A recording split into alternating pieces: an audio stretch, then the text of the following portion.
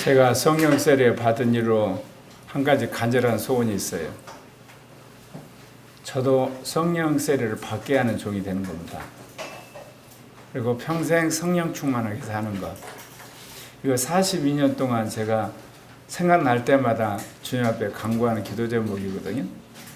이제 나중에는 이제 그 영을 알게 됐잖아요. 그러니까 이제 또 거기에 또 하나 이게 소원이 추가됐는데, 무시로 영의 음성을 듣고 살고, 그리고 영이 주는 레마를 선포하는 종이 되는 거. 근데 제가 이제 이거를 구하게 된 계기가 있어요. 주님께서 이제 이 성령 세례 받는 기간 중에 민족이 복음 통일한다고 그랬잖아요. 그리고 아시아 선교가 되고 세계 교회를 개혁하는 사명을 주셨는데, 이걸 어떻게 감당할 건가 생각해 보니까 사도행전에 나온 것처럼 사도들처럼 성령 세례를 주고 성령을 충만케 하는 역사가 없이는 이게 폭발적으로 일어나지 않을 거라는 결론을 내린 거예요. 또 나중에 이제 그 영에 대해서 알고 나서는 영의 음성을 듣고 살아야지 하나님이 가장 기뻐하는 삶을 살지. 그리고 영의 인도를 따라서 레마를 선포해야 주님의 복음이 활발히 전파되는 거 아니에요? 그래서 이제 제가 이걸 알아서 이제 열심히 구했는데 기대만큼 성과를 이루지 못한 거예요. 그렇다고 이제 포기할 수는 없는 거예요. 왜 그러냐면 이거를 포기하게 되면 제2종교개혁 사명도 포기해야 되고 민족의 복음 통일도 포기해야 되고 세계 교회 개혁하는 것도 다 포기해야 되니까, 그래서 이거를 구했는데 세월이 흘렀어도 진척이 별로 안 되면서 제가 6마리 고래 잡는 거 포기했다고 그랬잖아요. 사실은 더 정확히 말하면 내가 이렇게 가다가 별 볼 일 없는 인생 마치고 끝나겠구나. 정말 성령 충만을 구하고 영의 음성을 듣는 종이 돼야 되겠다. 그 결단을 한 거거든요. 근데 그러고 나서 제 안에 이제 변화가 일어나기 시작한 게 있어요. 어떤 변화냐면 제가 어렸을 때부터 끊임없이 진리를 추구하다 보니까 이 정보, 지식, 과학, 뉴스, 뭐 이렇게 책 읽는 거, 그리고 사람들로부터 새로운 거 듣고자 하는 열망이 무지무지 강하다고 그랬잖아요. 그래서 제가 기도를 잘 못하는 거예요. 기도라는 건 내가 하나님한테 올리는 거잖아요. 근데 이 내가 하나님을 올리는 시간보다 밖으로부터 뭔가 듣는 시간, 이게 압도적으로 많은 거예요. 그리고 이제 들었으니까 그거를 뭐 글로 쓴다든지 무슨 설교를 준비한다든지 뭔가 이렇게 책을 만든다든지 그런 욕구가 강해버리니까. 그런데 이제 이거를 하면서 제가 이게 스스로 돌아보니까 이렇게 해가지고 내가 어떻게 성령 세례를 받게 하는 종이 되고 성령 충만할 수 있을까? 내가 봐도 불가능할 것 같은 생각이 드는 거야. 그리고 무시로 영의 음성 듣는 거, 이것도 아마 불가능하고, 뭐 그때마다 레마를 전하는 것도 이것도 마찬가지고. 그러면서 어떤 결단을 했냐? 밖으로부터 들어오는 정보들, 지식들, 뉴스들, 그 다음에 뭐 내가 알고자 하는 것들, 이거를 차단을 해야 되겠다. 이걸 차단을 해야지 이제 안에서 내가 영의 음성 듣는 시간이 더 많고 그런 갈급함이 생기잖아요. 그게 이제 말하자면 기도하는 거죠. 이제 또 하나 이제 제가 마음속에 일어나는 결단은 뭐냐? 우리 안에 그 삼위적 계시가 오는 통로가 있잖아요. 오감을 통해서 정보가 딱 들어오면 이성이 그거를 받아가지고 어떻게 할 건가 판단하거든요. 그러니까 일반 계시는 다 그 집합체가 이성이에요. 이성이 알아서 그걸 어떻게 할 것인가 하는 거고, 하나님이 우리에게 주신 이 특별 계시는 주로 우리 마음에 저장된 말씀, 그 말씀이 마음을 통해서 우리에게 믿음으로 반영이 되는 거예요. 우리 마음속에 저장된 말씀이나 들은 말씀을. 그러니까 마음을 우리가 순화시켜야만 믿음이 자랍니다. 또 하나 영의 계시는 말할 것도 없이 그 영이 내 영한테 이야기하니까 내 영이 강화돼야만 되는 건데, 그럼 영의 음성을 들으려면 말하자면 이 오감을 통해서 들어오는 이성이 스톱이 돼야 되는 거예요. 그래야지 영의 음성을 듣죠. 또 하나 마음 안에 있는 온갖 지식 안에서 떠오르는 이런 이게 그 말씀이나 이런 것들이 좀 스톱이 돼야지 영의 음성을 주로 듣는 거거든요. 왜냐하면 동시에 세 채널이 가동이 돼버리면 이거 굉장히 혼돈이 힘든 거예요. 그래서 이제 영의 음성을 듣는 사람들의 특징이 뭐냐면 기도하는 시간을 많이 가져요. 묵상하는 시간, 영의 음성을 듣는 시간을 많이 가진 이유가 그 채널이 강화돼야 되니까. 그래서 이제 그걸 깨닫고 쭉 가는데, 이번 주간에 아주 주신 말씀이 그래요. 여러분, 성령세를 받는다든지 성령 충만한 것은 거룩하지 않아도 하나님 주세요. 초신자도 받아요. 그리고 성경에 무시기에도 줘요. 단 뭐냐, 성령에 대한 갈급함이 정말 마음속에 복받쳐 오르면 하나님 주시거든요. 그리고 영의 음성도 여러분이 원하면 가끔 들려요. 근데 제가 원하는 건 뭐냐, 제가 성령 세례를 받았잖아요. 남에게 성령 세례를 받게 하는 거예요. 내가 성령 충만한 게 아니라 남을 성령 충만하게 하는 거거든. 그리고 이제 영의 음성을 가끔 내가 듣잖아, 지금까지. 그게 아니라 무시로 듣는 거야. 사소한 일에도. 그리고 하나님이 나에게 내 말을 주어서 이제 설교도 하게 하고 강의도 하게 하는데, 그게 아니라 무시로 이게 내 말을 전하는 사람이 되려고 하니까 이번 주에 주님 뭐라고 그러냐, 네 마음이 깨끗해져야 되지. 그러면서 예수님이 하신 이야기 있잖아요. 너희들 입으로 들어가는 게 더러운 거 아니야. 입에서 나온 게 더러워. 입에서 나온 게 뭐냐, 마음의 악한 생각들이잖아. 온갖 악한 그런 생각이 나오는 거잖아. 그러면 주님이 저한테 너가 평생에 성령 세례를 받게 하고 성령 충만하고 싶냐? 네 마음을 완전히 포맷을 해야 돼. 그 이야기가 딱 오면서 제가 얼마나 회개했는지 몰라요. 왜냐하면 성령 세례를 받은 지가 42년이 됐는데 어떻게 보면 잡초 같은 내 마음을 왜 그대로 방치를 했을까? 가끔 이렇게 재촉이 갖고 청소는 해줬지만 계속 올라온 걸 왜 놔뒀을까? 그러면서 지난 일주일 동안 내 마음에 올라오는 모든 악한 생각 떠오르는 순간부터 그냥 무조건 칼질을 하는 거야. 이유 불문 없어 이제는. 근데 옛날에는 그 악한 생각이나 또는 더러운 생각이나 화나는 생각이 나오면 합리적 이유가 있잖아요, 이제. 그러니까 그걸 마음에 담아뒀는데 이제는 올라오면 무조건 자르는 거야. 이제 그런 버릇 하나 생겼고, 이제 그 다음에 또 하나는 뭐냐, 다른 모든 거, 어떤 이성으로 판단하는 거 해봤자 이루어지는 일이 없어. 마음에 내가 아무리 지식이 많아도 영적인 역사를 이룰 수가 없어. 영의 음성 듣는 것이 최고야 하는 가치관을 자꾸 제 자신을 기도하면서 뜯어고치고 있어요. 그러면서 이제 주님이 제 마음속에 이제 내가 성령 세례 받게 하는 종이 되겠구나. 그리고 내가 이제 영의 음성도 자주 듣겠다는 믿음이 이제서 온 거야. 42년 만에. 이제 믿음이 상륙을 했어. 그래서 이대로 가면 뭐가 될 것 같아요. 그러면서 주신 말씀이 한 마음의 역사는 성령과 사단이. 여러분, 성령 세례 받으면 여러분 마음에 사단이 못 들어올 것 같죠? 천만의 말씀입니다. 여러분 거듭나고 나면 여러분 영 안에 육신이 못 들어올 것 같죠? 천만의 말씀이에요. 예수를 믿는 그리스도인은 엄밀히 말하면 성령과 사단이 공존하는 거예요. 거듭난 그리스도인 안에 그 영과 육신이 공존해요. 언제까지요? 나는 완전히 죽어버리고 주님이 사는 것이 주님으로부터 도장받을 때까지요. 네. 여러분이 정말 하나님의 성도라고 그래요. 주님의 견인을 받기 시작할 때까지는 여러분은 말하자면 항상 좌우가 같이 있듯이 성령과 사단이 공존하는 거예요. 육신과 그 영이 함께하는 거예요. 수많은 사람들이 그러죠. 한 번 구원은 영원한 구원이야. 정말 쓸데없는 논쟁하는 거예요. 한 번 구원받은 인간 안에 사단이 안 들어오나요? 한 번 거듭난 사람한테 육신이 없나요? 정말 쓸데없는 신학적 논쟁을 한 거예요. 근데 왜 그게 사람들한테 관심이 많은 줄 아세요? 구원받았는데 죄를 짓거든. 거듭났는데 육신이 볼록볼록 올라오거든. 그러니까 자꾸 이거를 간단히 해결할 수 있는 어떤 교리를 구하다가 한 번 구원은 영원한 구원이라는 걸 만들어가지고 사람들에게 말하자면 마취약을 주는 거예요, 여러분. 제가 그랬죠. 예수를 믿고 나서 여러분의 정체성을 어디다 두라고요? 거듭난 영, 새 창조물이라는 정체성에 두라고 그랬죠.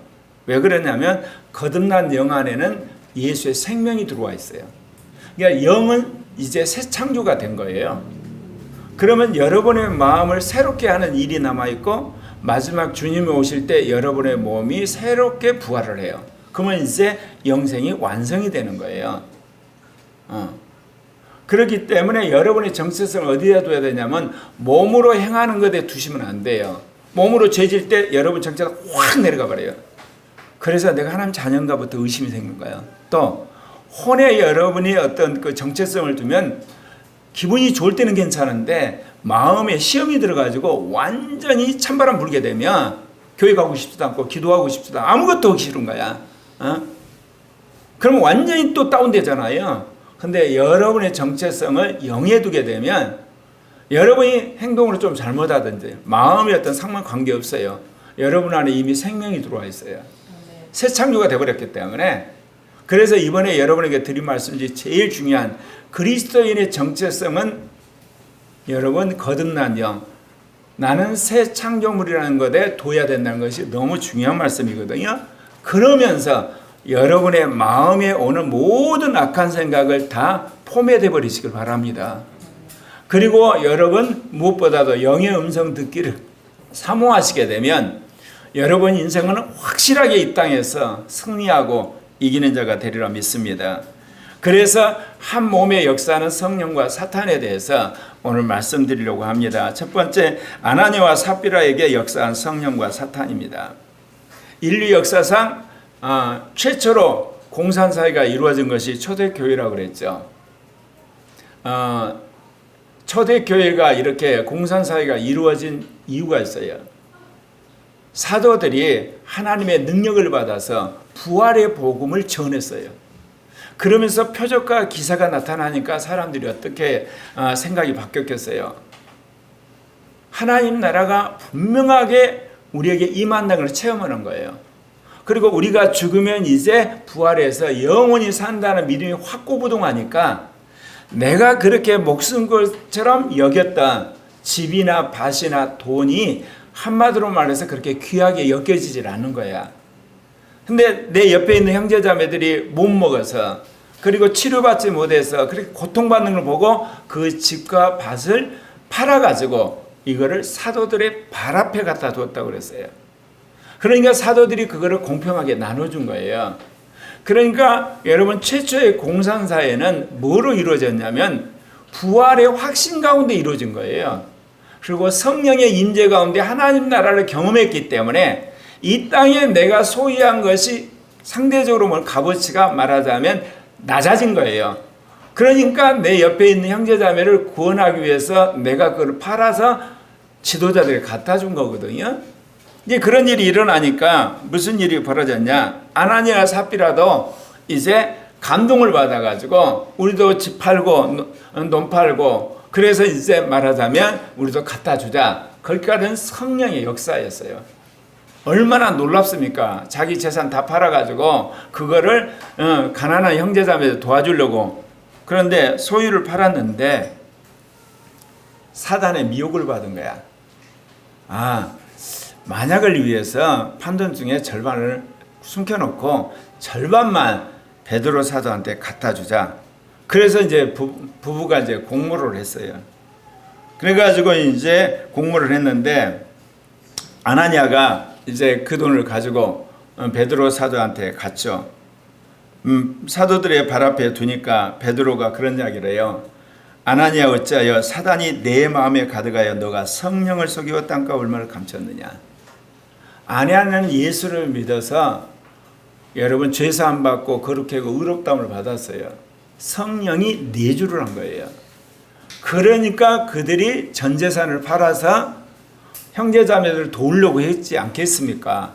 그런데 사단이 그 안에 들어가 가지고 얼마를 깜짝같이 감추고 말하자면 절반만 갖다 줘야 그런 악한 생각을 한 겁니다. 근데 베드로 사도가 성령이 충만한 종이고 영분별의 은사를 가진 사람 아니겠습니까? 딱 보니까 아나니아가 거짓말을 한 거예요. 그러면서 성령이 주신 레마가 나오는 거예요. 뭐냐? 어찌하여 네 마음에 그렇게 사단이 가득해가지고 성령을 속이느냐? 그러면서 이 악한 생각을 왜 네 마음에 두었느냐? 그렇게 이야기를 합니다. 처음에 너가 집과 땅을 가지고 있을 때도 네 거고 팔고 나서도 네 거잖냐. 그런데 너가 왜 그렇게 성령을 속이고 한마디로 와서 다 판 것처럼 내 앞에서 거짓말을 하냐. 그 이야기를 딱 하니까 엎드려서 혼이 떠나서 죽어버렸어요. 21세기 이 선진국에서는 이런 기적이 안 일어나요. 만약 이런 일이 일어나면 신문에 대물자각에 교회에서 헌금하다가 절도해서 죽었다. 과실치사로 담임 목사 고소해버려요. 유가족들이. 그러니까 이거는 2000년 전에 일어난 기적이에요. 기적도 시대에 따라서 하나님이 다 다르게 하시는 거예요. 예, 그런데 하여튼 이 아나니가 죽었어요. 3시간쯤 지나서 그 아내가 그 사실 모르고 오는 거예요. 그때 베드로 사도가 이런 이야기를 해요. 너희가 어찌하여 함께 공모해서 주의 영을 시험하느냐 그 이야기예요. 지금 초대교회가 성령의 강력한 임재 사회에서 말하자면 표적과 기사가 일어나니까 사람들이 하나님의 나라를 경험하는 그 놀라운 경험 속에서 그렇게 피같이 여기는 집과 논 다 팔아가지고 가난한 사람들을 주는, 그리고 함께 찬양하고 경배하고 전도하고 여기가 천국입니다 할 정도로 사람들이 정말 황홀경에 빠질 만큼 감격적인 그런 생활을 하고 있는데 어떻게 그렇게 거짓된 생각 그리고 그런 악한 생각을 하면서 성령을 속일 수 있느냐고 생각을 했냐 이거죠. 주의 영을 시험을 했느냐. 그 이야기를 하니까 또 아내도 엎드려서 죽었어요. 사랑하는 형제 자매 여러분, 여기서 아나니아 삽비라가 헌금을 일부만 했다고 죽은 게 아니에요. 거짓말한 것 때문에 죽은 거예요, 여러분. 그것도 뭐냐? 성령 충만한 공동체와 성령의 능력에 사로잡힌 사도 앞에서. 예. 그러면 왜 이런 생각을 우리가 할 수 있을까요? 그것은 우리가 예수를 믿었는데 우리의 옛사람이 포맷이 안 된 거예요. 예수를 믿어서 새 사람이 만들어진 건 맞는데 결정적 이해관계에서는 옛사람이 발동을 하는데 거기에 누가 있죠? 사단이 숨어 있는 거예요. 여러분 그렇죠? 꼭 예배 드려야만 예를 들면 천국 가나? 예배 뭐 꼭 드려야 되나? 나 예수 믿는데 그 이야기를 누가 해줬는데? 그 이야기를 누가 하는데? 여러분 마귀가 하는 거예요, 여러분. 육신적으로 가기 싫으니까. 꼭 헌금해야 되나? 그러면서 온갖 괴변을 내는 목사들이 있죠. 그 이야기를 누가 하는데? 마귀가 하는 거예요, 여러분. 바쁜데 꼭 성경 읽어야 되나? 그래야만 그렇지 않으나? 그건 누가 마귀가 하는 거예요, 여러분. 근데 우리는 그거를 당연시하죠. 왜? 마귀에 사로잡힌 세상 사람들, 마귀에 사로잡힌 초신자들 하는 거 보면서 오늘날은 민주주의는 다수결이잖아. 수많은 사람이 그렇게 사니까 그게 당연하다는 거예요, 여러분. 여러분, 기독교는 다수결 아니에요. 예수님이 십자가에서 죽고 부활하셨어요. 제자들 다 도망갔고, 그리고 그 바리새인과 서기관들, 그리고 장로들, 대제사장들, 온 예루살렘 성과 유다 백성이 예수님 잡아 죽였어요. 그럼 그들이 진리죠? 그러나요? 그들은 거짓이었어요. 예수님 혼자 진리예요. 하나님만이 진리인 거예요, 여러분. 예수 그리스도가 진리고 성경이 진리예요, 여러분. 여러분이 적어도 예수 그리스도를 믿고 거듭난 연후에 내가 하나님 뜻대로 살기로 한 여러분 성경 말씀에 여러분 구하셔야 돼요. 그리고 성경 말씀도 남이 해석해 주는 게 아니라 여러분 안에 오신 성령의 해석을 받으셔야 돼요. 오늘날 정말 별의별 목사들이 많아요. 별의별 그리스도인들이 많아요. 자기의 육신적인 이해관계, 자기의 포지션. 어떤 목사는 그래요. 나는 교회에서 사례비 안 받습니다. 그건 마귀가 하는 소리예요. 그럼 다른 목사들은 사례비 받지 말란 이야기잖아. 아무짝에도 쓸데없는 이야기를 하는 거거든요. 자기는 글 써서 하잖아. 아니면 대학 교수잖아. 자기는 의사잖아. 자기는 이렇게 자영업자잖아. 그리고 자기는 부모한테 유산 받았잖아. 그러면 교수도 아니고 자영업자도 아니고 그리고 유산도 못 받았고 책도 못 파는 시골에 있는 목사, 사례비 받지 말라고? 아예 부부하고 자녀들 굶어 죽으라고? 근데 그거에 사람들이 환호성을 질러요. 다 같이 공모하는 거예요, 여러분. 무슨 이야기를 해야 되냐면, 목사는 유지가 되는 게 아닙니다. 목사는 자본가가 되는 게 아니고, 목사는 그야말로 우리 오늘 부를 축적하는 게 아닙니다. 많이 받으셨으면 그것을 가난한 목회자와 그리고 교회와 어려운 사람을 위해서 그거 쓰셔야 되는 거 아닙니까? 그렇게 해서 한마디로 말해서 돈을 축적하고 유지 노릇하는, 그리고 그야말로 사례비 많이 받는 목사들을 질책을 해야 되는 거거든요. 그게 우리가 말하면 성서적인 원리예요. 자기 사례비 안 받는다는 자기 거룩함과 깨끗함을 빙자해서 수많은 사람들에게 자기 인정을 받고 그걸 빌미로 책 팔아서 살아가는 그런 악한 짓 하면 안 되는 거예요. 예. 결국 우리가 옛사람을 벗지 않고 그대로 가지고 있으면 새 사람이 만들어질지라도 결정적 이해관계는 옛사람이 발동하는 거예요. 무슨 말 이해가시죠? 예. 두 번째는 하와 아담에게 역사한 하나님의 영과 사단이. 우리가 창세기를 보게 되면 어때요? 뱀은 여호와 하나님이 지으신 들짐승 가운데 가장 강교하더라. 실은 사단이 뱀 안에 들어간 거예요. 그러니까 표현을 그렇게 한 거거든요. 근데 뱀이 하와에게 와서 뭐라고 이야기합니까? 하나님이 참으로 너희에게 동산 모든 나무의 열매를 먹지 말라 하더냐. 사단은 처음에는 항상 불구스름한 거짓말을 해요. 그리고 그게 먹히면 그 다음에 새빨간 거짓말을 해요. 그러니까 사단이 처음부터 새빨간 거짓말 절대로 안 합니다. 불구스름한 동산 중앙에 있는 나무 열매 먹지 말라 그러냐? 그랬죠. 여러분, 동산 중앙에 나무가 두 개가 있죠. 생명나무 열매가 있고 선악을 알게 하는 나무 열매예요. 그런데 대답하는 하와도 참 걸작이에요. 뭐라고 이야기를 하냐면요, 동산 나무의 열매를 우리가 먹을 수 있으나 그건 맞아요. 동산 중앙에 있는 나무는 열매는 하나님 말씀에 먹지도 말고 만지지 말라고 너희가 죽을까 하노라. 아니, 동산 중앙에 나무가 두 개 있는데 쏙 빼놓고 그 이야기를 해요. 그럼 여러분 그런 질문 많이 했죠? 왜 동산 중에 생명나무 열매가 있고 선악과를 줘가지고 사람들이 골 때리게 하냐 이거지. 여러분, 하나님이 아담과 하와를 창조를 했지만 아담과 하와가 영생을 하려면 믿음이 있어야 돼요. 그 믿음이 뭐냐? 주님이 주신 말씀에 따라서 동산 중앙에 있는 생명나무 열매를 따먹고 거꾸로 선악을 아는 나무의 열매는 그 말 그대로 안 따먹는 그 믿음이 있어야 영생을 하는 거예요.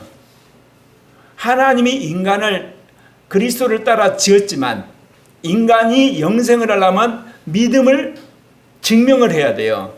그 믿음이란 게 뭐냐? 생명의 말씀을 먹어야 되는 거예요. 생명나무 열매를 먹어야만 영생하는 거예요. 그게 그리스도를 믿음으로 우리가 오늘날 영생한다는 그 말씀 그대로입니다. 그러니까 창세기 때부터 천년왕국까지 이 땅에 태어난 모든 인간은 믿음이 있어야 구원을 받고 영생 들어가는 원리입니다. 이건 절대로 변하지 않습니다. 그러면 여러분 그럴 거예요. 예수 그리스도의 복음을 듣지 않는 사람은 어떻게 되나요? 걱정하실 거 없어요.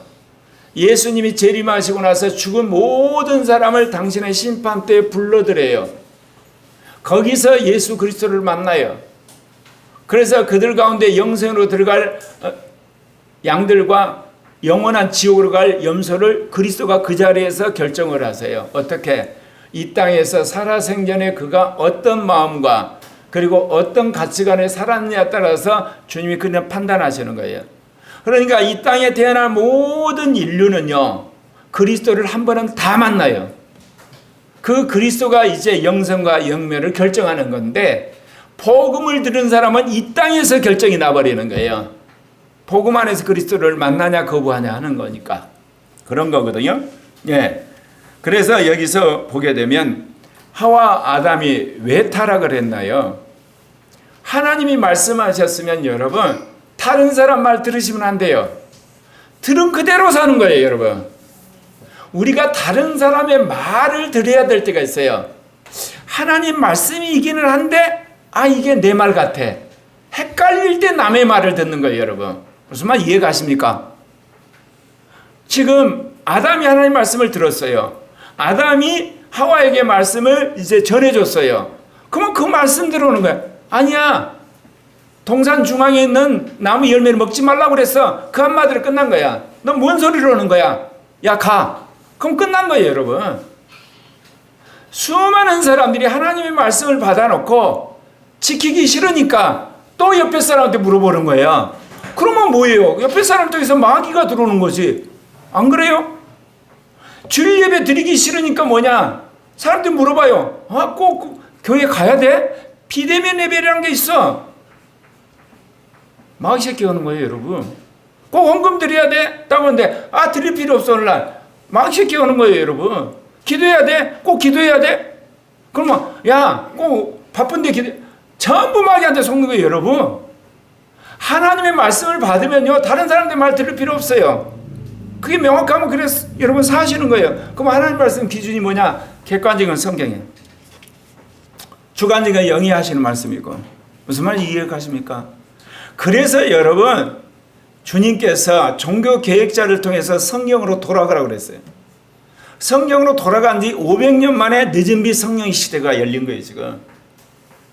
늦은비 성령의 시대는 그야말로 이제 종말의 시대예요. 주님 재림을 준비하는 시대, 세계 선교가 완성되는 시대, 사단이 굴복하는 시대, 성경이 성취되는 시대, 창조의 비밀이 드러나는 시대. 성경이 우리 눈앞에 보이기 때문에 어린아이, 청소년, 청년, 장년, 노년 모두가, 그래서 하나님이 성령을 회복시키신 거예요. 그래서 여러분, 만약에 제가 성경에 반하는 이야기를 하면 여러분 코리아교회 떠나세요. 여러분 영혼이 망할 건데 여기 앉아서 뭐 할 거예요? 안 그렇습니까? 제가 성경대로 설교하면 여기 앉아서 여러분의 영혼을 지켜서 천국 가야 되는 거고 그러는 거예요, 여러분. 여러분 성경에 그럴싸한 설교, 여러분 다 성경 갖고 여러분 분별해 봐야 돼요. 몇 장 몇 절 하면 설교를 딱 하면 딱 펴보고 딱 와서 이거 저 목사님 말씀 맞다. 마음에 부딪히더라도 여러분 그거 순종하셔야 되는 거예요. 근데 딱 보니까 말이 안 되는 이야기 하시네. 그런 유튜브 다시 보면 안 되는 거예요, 여러분. 네. 왜? 여러분의 영혼이 천국 가냐 지옥 가냐 결정하는 건데 여러분 귀에 육신에 이렇게 왔다 듣고 여러분 듣게 되면 어때요? 여러분 결국은 마귀한테 속는 거예요. 세 번째, 발람 선지자에게 역사한 하나님의 영과 사탄이에요. 제가 몇 번 설교했죠. 발락 왕이 발람 선지자를 초청해서 이스라엘을 저주하려고 하는 저주를 요청을 했어요. 그런데 하나님께서 발람 선지자가 출발하니까 가지 말라고 그래요. 근데 또 왔어요. 그러니까 어쩔 수 없이 이제 물어보니까 가라고 그래요. 가는데 여러분 잘 알죠? 천사가 나타나서 나귀를 막으니까 나귀가 안 가니까 나중에 보니까 이 천사가 나타나 못 가게 하는 거예요. 그래서 안 가려고 그러는데 나중에 천사가 가라고 그래서 가요. 왜 이런 일이 벌어졌을까요? 가서 이제 이 발락 왕이 제물을 들여놓고 저주를 하는데 3번에 걸쳐 축복의 예언이 나오는 거예요. 하나님이 강권적으로 이 발람 선지자 입을 통해서 이스라엘을 축복해 버리는 거예요. 그러니까 나중에 이제 그 발락 왕이 발람한테 노예요. 아니 내가 너를 부른 것은 저주하라고 불렀지 무슨 축복하라고 불렀냐? 아니 3번이나 축복을 해? 그러니까 발람 선지자가 뭐라고 해요? 내가 처음부터 그랬잖아. 나 안 온다 그랬어. 근데 왜 오라 그랬어? 내가 하고 싶어서 했어? 하나님이 영이 그냥 축복하라 그래서 내가 축복했지. 내가 처음부터 그랬지. 내가 안 온다고 그랬다고. 그러면서 뭐라고 그러냐면 이제 발람 선지자가 뭐라고 그래요? 기가 막힌 이야기예요. 발락이 그 집에 가득한 은금을 내게 줄지라도 나는 여호와의 말씀을 어기고 선악간에 내 마음대로 행하지 못하고 여호와께서 말씀하신 대로 말을 하지 않았냐. 그러면서 나는 내 백성이 돌아갔어요. 이것만 보면 발람 선지자가 굉장히 깨끗하고 거룩한 선지자예요. 그런데 나중에 이 신약의 사도들이 해석하기를 뭐라고 하냐, 베드로후서에 그들이 바른 길을 떠나 미혹되어 부올의 아들 발람의 길을 따르는다. 그는 불의의 삭슬을 사랑하다가 자기 불법으로 말미암아 책망을 받되 말 못하는 나귀가 사람의 소리로 말하여 이 선지자의 미친 행위를 저지했느니라. 계시록 2장 14절 그 이유를 이제 해석해요. 뭐라고 해석하냐면 내게 발람의 교훈을 지키는 자들이 있도다. 발람이 발락을 가르쳐 이스라엘 자손 앞에 걸림돌을 놓아 우상의 제물을 먹게 하고 또 행음하게 하였느니라. 떠나면서 기가 막힌, 한마디로 말해서 악한 술수를 가르쳐줬다고 그랬죠. 내가 기도를 하면 하나님이 축복을 하지 않냐. 나는 이스라엘 백성을 저주할 수가 없어. 그러나 이스라엘로 하여금 스스로 망하게 하는 방법이 있다. 그거는 이스라엘 백성이 하나님의 노여움을 사도록 스스로 이스라엘을 함정에 빠뜨리는 거다. 그러니까 너희 민족 가운데 가장 아리따운 여인들을 뽑아서 그들이 가는 길거리에 여인들을 배치해서 이스라엘의 청년들, 남자들을 유혹을 해가지고 그 남자들을 바알 신상에 가서 절하게 하면 아마 이스라엘 하나님 여호와가 그들을 저주하게 할 것이다. 그 기가 막힌 한마디 악한 깨를 주고 돈을 두둑이 받고 떠나요. 여러분 잘 들으세요. 은사자는 예언을 여러분 잘하는 것이 은사자의 사명으로 끝나는 게 아니에요. 악한 짓을 하면 안 돼요. 은사를 빙자해서 돈 버는 돈벌이 하면 안 돼요. 은사를 빌어서 권력을 탐하면 안 돼요. 은사를 빌어서 사람들의 인기를 끄는 짓도 하면 안 된다, 그 이야기입니다. 왜? 예언은 올바르게 했단 말입니다. 그런 의미에서 발람 선지자는 하자가 없어요. 그런데 떠나가면서 악한 꾀를 한마디로 알려주고 은금을 가지고 간 것 때문에 역사에서 발람 선지자는 악한 선지자의 아예 대표가 돼버린 거예요. 그 이야기는 뭐겠어요? 자기 예언을 변개를 하면 저주를 받는 거 알았어요, 발람 선지자가. 그러니까 하나님의 말씀에 순종해서 예언을 할 때는 정신 바짝 차리고 하니까 축복이 나왔어. 그런데 저 밑바닥에는 돈이 너무 이게 그리운 거야. 한몫 잡은 생각이 너무 강하니까 이거는 예언하고 관계없으니까 거짓말을 해도 되겠지 하면서 악한 꾀를 말해주고 갔다, 그 이야기입니다, 여러분. 특별히 은사자들이 엽치기를 하잖아요. 예언해주면서 치유사역하면서 기적행하면서 성령이 명령하지도 않았는데 돈 5천만 원 가져라. 예를 들면 건축원금 해라. 성경원금 내라. 그런 짓 하시면 안 돼요. 훗날 꼭 하나님 거기에 징벌하세요.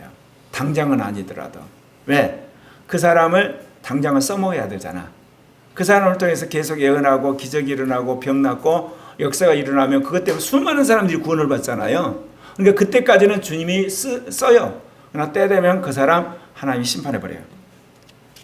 그래서 여러분, 우리 안에 돈을 좋아하는 그런 옛사람의 가치관이 안 없어지면 때가 되면 여러분 그게 발동을 해서 사단의 밥이 되는 겁니다. 네 번째, 사울왕의 역사는 하나님의 영과 사탄이요. 이것도 그래요. 사울왕이 참 하나님의 사랑을 받아 초대 왕이 됐잖아요. 그렇지 않습니까? 사무엘상을 보면 10장 10절에 보면 사무엘이 기름병을 가져다 사울의 머리에 붓고 입맞춤에 이르되 여호와께서 내게 기름을 부어 그의 기부의 지도자로 삼지 않냐. 그래서 기름 부었어요. 그래서 하나님의 영이 임하니까 이제 사울이 예언까지 했어요. 하나님의 그런 놀라운 기름 부음 갖고 쳐들어온 암몬 족속을 완전히 진멸함으로 이스라엘 백성 가운데 지도자로 부각을 하고 나중에 이스라엘 지파들이 모인 가운데서 그가 이제 베냐민 지파가 되고 그 안에서 이제 그 가문이 퇴가하고 그가 이제 왕이 됐지 않습니까? 그런데 주님이 그를 왕조의 기초로 세우기 위해서 테스트했다고 그랬죠. 한 번은 뭐냐? 내가 올 때까지 예배를 드리지 말아라. 두 번째는 뭐예요? 아말렉 족속을 진멸하라. 그런데 사울왕이 두 번 다 어기게 되죠. 그래서 하나님이 사울왕을 이제 폐위하는데 사울왕이 왜 이렇게 사무엘 선지자의 말을 어겼죠? 블레셋 군대가 쳐들어왔는데 백성들이 싸우다가 무서워 다 도망가는 거야. 모아야 되잖아. 이게 구심점이 생겨야 되잖아. 그런데 자기가 들여서는 안 되는데 사무엘 선지자 오기 전에 자기가 예배를 집전하는 거야. 그건 제사장만이 하는 거거든요. 그럼 결국 뭐겠어요? 자기가 연약할 때 하나님 별 볼 일로 없는 사람을 기름 부어서 왕으로 세웠잖아. 그럼 그때로 돌아가야 되는 거야.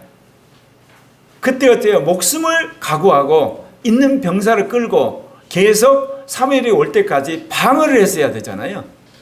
그런데 그 군사들을 모으기 위해서 예배를 집전하는 거예요. 두 번째는 또 뭐예요? 아말렉을 완전히 진멸하라 그랬어요. 아말렉은 뭐냐? 이스라엘 백성이 출애굽할 때 도중에 계속 괴롭혔던 이민족이거든요. 그러니까 하나님이 이제 이스라엘이 군대를 가진 왕체제가 됐으니까 이제 보복하라고 이야기했으면 그대로 해야 되는데 그 중에 전리품 중에 좋은 걸 그가 숨겨놓고 그 왕을 살려준 거예요. 하나님께서 그거를 보고 이 사울왕을 폐위합니다. 그때 이제 여러분 사무엘을 통해서 이 사울왕한테 한 이야기가 그 이야기예요.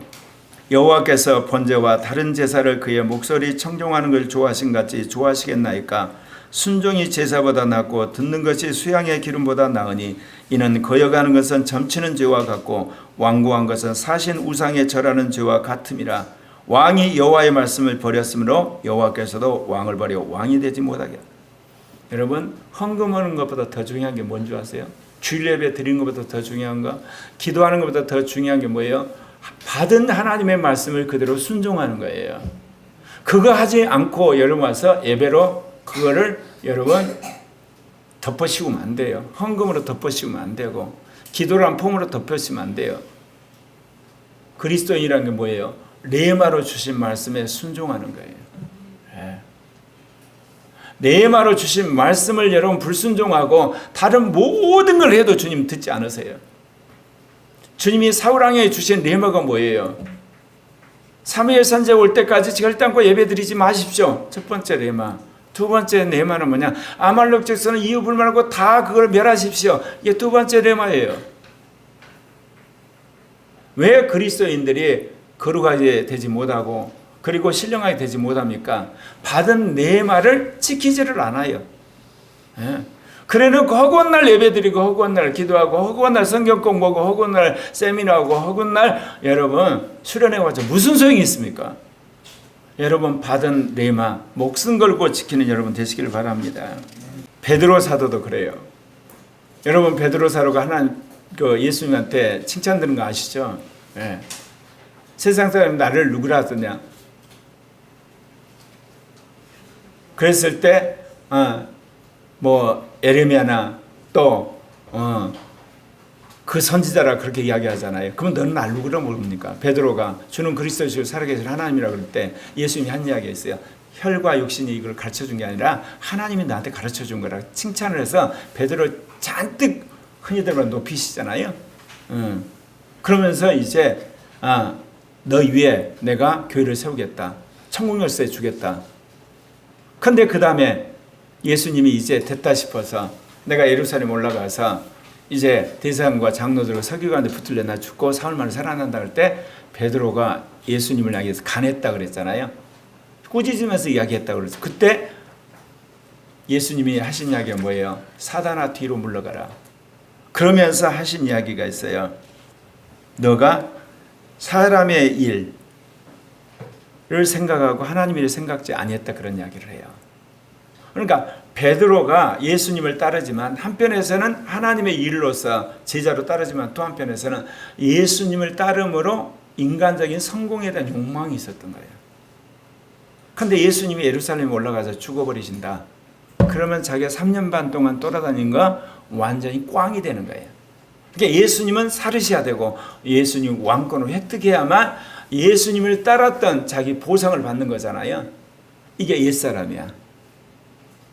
우리가 새 사람이라고 뭐예요? 예수님이 하신 말씀을 그대로 따라가는 거예요. 옛사람은 뭐냐? 자기 생각 갖고 그거를 집어넣는 거예요, 여러분. 하나님 없이 공부하는 거 아무 소용없어요. 근데 여러분 그래서 나 하나님을 위해서 공부하는데요. 내 주일 예배 빠먹어. 나 하나님 위해서 돈 버는데요, 헌금 안 해. 나 하나님 위해서 열심히 운동하는데요, 그런데 어때요? 예수 그리스도의 복음 전하는 걸 인색해요. 뭐냐? 결국 자기를 위해서 하나님을 이용하는 거예요. 여러분 살아가는 데 있어서 하나님 때문에 당해야 할 여러분 손해, 예를 들면 조롱, 멸시 당하셔야 되는 거예요. 복음 때문에 여러분이 이 땅에 당해야 될 걸 당하는 거예요. 왜냐? 나는 예수 그리스도를 예배당 안에서뿐만 아니라 예배당 밖에서, 집안에서뿐만 집안 밖에서, 사회에서뿐만 아니라 여러분 회사 안에서도 나는 변함없는 그리스도인이기 때문에. 그런데 우리는 언제부턴가 예배당 안에서만 크리스찬이에요. 믿는 사람들 안에서만 크리스찬이고, 그리고 영적 집회할 때만 크리스찬이에요. 나가면 어때요? 난 크리스찬 돌변하는 거예요. 이러고도 여러분 천국 갈 수 있다고 생각하나요? 천국 가는 티켓을 누가 마지막 도장 찍은데요? 성령이 하시는 거예요. 우리가 하는 거 아니에요. 목사가 여러분을 향해서 당신은 분명히 천국 갑니다. 누가 그런 말을 할 수가 있어요? 가능성이 있다는 이야기를 할 수 있지만, 오늘날 수많은 교회가 성령이 하시는 일을 목사가 또는 단체가, 교리가 대신을 해버리는 거예요. 여러분, 우리의 신앙은 처음부터 끝까지 삼위일체 하나님 안에 여러분 거하셔야 되는 거예요. 이제 여러분 교리 때문에, 또는 어떤 목회자가 한 설교 때문에, 또는 어떤 교파가 하는 그 이야기에 여러분 현혹돼서는 안 돼요. 요즘엔 너무너무 말도 안 되는 이야기들을 하는 거예요, 사람들이. 목회자들의 비리를 이야기하면서 한국교회 개혁돼야 된대. 여러분, 목사들의 비리를 까발려고 개혁이 되나요? 자기부터 그런 유튜브 안 하는 게 개혁이야. 그런데 그거를 까발려서 자기는 유튜브에서 나름대로 수입 잡으면서 유명한 사람 되고 싶거든. 자기부터 개혁해야 된다니까, 여러분. 우리가 얼마나 사단의 도구 노릇하는 게 얼마나 많은 줄 아십니까, 여러분? 나에게 역사하는 성령과 사단. 여러분 안에 사단 역사 안 합니까? 해요, 여러분. 세상과 세상에 있는 걸 사랑하는 거, 그것부터 세상의 페이스에 여러분 빨려 들어가는 거예요. 아담과 하와가 타락한 이후에 이 세상은 사단이 왕노릇하는 거예요. 정치, 경제, 문화, 사회 모든 영역에서, 심지어 그리스도의 피로 산 교회 안에서도 사단은 광명의 천사로 장난을 치고 있어요. 그런데 우리는 어때요? 이 민주화 시대, 다수결이 진리가 되어버린 시대에 어때요? 그를 따라가요. 그게 옳다고. 그게 아니라니까요, 여러분. 성령을 따라가셔야 돼요. 근데 성령도 그렇죠. 여러분 안에 있는 마음의 상황에 따라 성령 해석을 마음대로 곡해 하잖아. 그래서 하나님이 성경을 줘버리신 거예요. 네. 성경 가지고 여러분이 그거를 비춰보도록. 그리고 여러분 양심을 주셨어. 두 번째는 여러분, 육신의 정욕, 안목의 정욕, 이생의 자랑, 그게 포로가 되시면 안 돼요. 그리고 어렸을 때부터 여러분 안에 옳다고 하는 가치관들이 있죠. 신념, 자기 주장, 그걸 다 대부분 옛사람이에요.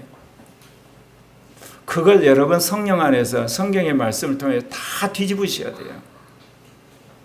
제가 돌아보니까 제가 하나님 말씀을 실패한 것들은 뭐냐? 성경 말씀을 믿지 않고 내가 설정했던 거. 내가 42년 전에 성령세를 받을 때 민족 통일되는 환상을 받았다고 그랬잖아요. 근데 나는 그걸 보면서 어떤 생각을 했냐? 그럼 민족 통일할 수 있는 세력은 누구지? 정말 친기독교적이고 성서적인 정치 세력이 나온다고 생각하면 까마득한 거야. 한국 현실에서. 그러니까 내가 그래도 남북통일의 우호적인 민주당을 통해서 이루어질 거라고 생각을 하니까 민주당이 몰빵했다가 틀려본 거야. 나중에는 이제 핵실험하니까 그렇다면 이제 대안인 국힘당, 국민의당, 그래서 틀려버린 거야. 그 다음 대안은 뭐예요? 이제 국힘당, 또 틀려버린 거야. 그럼 뭐냐? 하나님께서 한국의 기독교인을 개혁해서 기독교인 중심으로 해서 새로운 통일할 수 있는 정치 세력을 만들까 믿음이 나한테 없었던 거야. 어떻게 그런 일이 가능해? 그러니까 눈에 보이는 민주당, 국민의당, 국힘당, 그렇게 일반 계시 영역은 다 틀려버린 거야. 이게 그걸 깨닫고 나니까 이제 비로소 올바로 내가 판단 능력이 생긴 거야. 결국은 내가 성경의 말씀대로 올바른 역사관과 정치관과 통일관 안 가는 게 틀린 거야. 또 틀린 게 있어요. 아까 말했죠. 내가 성령 충만한 사람이 되고 성령 세례를 주는 종이 되려고 생각하는데 내 마음을 보니까 너무너무 이게 내 마음이 내가 보기에도 더러워. 이게 다 청소가 돼가지고 성령 충만하고 영의 사람이 된다는 건 불가능한 생각이 드는 거야. 그리고 성경을 딱 보니까 여러분 보면 믿을 때 성령을 받았느냐? 그러니까 아니요. 그러니까 안수한게 성령이 임했잖아. 아, 내 마음이 깨끗 안 해져도 나는 성령 세례를 주는 사람이 되고 영의 음성 듣는 사람이 되겠다고 내 나름대로 결론을 내린 거야 이게. 42년을 그렇게. 왜? 여러분 고넬료 같은 경우 설교 듣자고 성령 세례를 받잖아. 안 그래요 여러분? 그리고 물세례 받은 다음에 사도들이 안수하니까 성령 세례를 받았잖아. 그러니까 나는 항상 하나님은 하실 수 있을 거야. 내가 이렇게 더러워도. 근데 주님이 42년 결론은 네 마음 다 청소해. 그래야지 너는 성령 세례를 받게 하는 종이 되고 성령 세례를 이제 주게 하는 종이 되는 거야. 네 마음이 그렇게 더러워가지고 어떻게 지속적으로 성령 세례를 받고 그 성령 충만할 수 있냐? 그건 말이 안 된다. 내가 이거를 받고 나서 얼마나 후회되는지. 누가 나한테 네 마음에 있는 악한 것 전부 다 포매다라고 이야기를 좀 해주지. 사람들이 늘 하는 이야기에서 거룩하다고 성령 세례 받냐? 진실하다고 성령의 능력 받냐? 누가 이게 온전하다고 해서 권능을 받냐? 맞기는 맞아. 한두 번은 그렇게 돼. 한두 번은. 그러나 지속적으로 성령 세례를 받고 성령 충만하고 성령의 능력을 받으려면 마음이 깨끗해야 돼. 42년 후에서 한 거야. 영의 음성도 그래. 영의 음성도 영이 하시면 얼마든지 하실 수 있는 거야. 그런 속에서 언젠가 하시겠지. 언젠가 하다가 42년이 온 거야. 믿음이 충만해야 돼. 마음이 깨끗해야 돼. 양심이 선해야 돼. 이성이 올바라야 돼. 그리고 말에 절제를 해야 돼. 행동을 주님을 위해 살아야 돼. 그래야만 항상 영의 음성을 듣는 사람이 돼. 영에 충만한 사람이 되는 거야. 이제 와서 주님이 명확하게 말씀을 하시는데 내가 속이 정말 너무 아픈 거야. 누가 이런 이야기 좀 해주지 처음부터. 근데 수많은 사람들이 그래요. 깨끗해야지 영의 음성을 듣냐? 거룩해야 영의 음성 듣냐? 그런 이야기만 자꾸 들으니까 때가 되면 주시겠지. 아니야 여러분. 한두 번 영의 음성 듣는 거, 간헐적으로 듣는 거는요, 여러분 깨끗하지 않아도, 성화되지 않아도, 여러분 진실하지 않아도 하나님이 강권적으로 주세요. 그러나 무시로 영의 음성 듣고 지속적으로 영의 음성 들으시려면 여러분 칠통로가 깨끗하셔야 돼요. 아멘입니까? 이게 다르다는 거예요. 이제서 철이 들어서 내가 알았어. 그래서 여러분 마음 안에 사단이 비집고 들어올 수 있는 거 다 포맷하시기를 바랍니다. 여러분 칠통로 가운데 그야말로 육신의 생각이 비집고 들어올 자리 다 여러분 청소하시기를 바랍니다. 그럴 때 여러분의 마음 안에 성령이 충만하고 여러분이 영의 음성을 듣는 사람이 되리라 믿습니다. 요한일서 2장 18절에 아이들아 지금은 마지막 때라 적그리스도가 오리란 말을 너희가 들은 것과 같이 지금도 많은 적그리스도가 일어났으니 그러므로 우리가 마지막 때인 줄 아노라. 이때가 어느 때인 줄 아세요? 육신의 정욕, 안목의 정욕, 이성의 자랑이 만개할 때 적그리스도가 등장하는 거예요. 말하자면 이 시대 자본주의 시대잖아요. 돈이 최고고 민주화 시대잖아요. 쪽수잖아요. 과학 시대잖아요. 지식이 전부잖아요. 이러할 때 성경의 말씀에 근거해서 정말 성령을 따라서 양심으로 그리고 하나님의 영적 이성을 따라 살아가는 여러분 되시기를 바랍니다. 기도하겠습니다.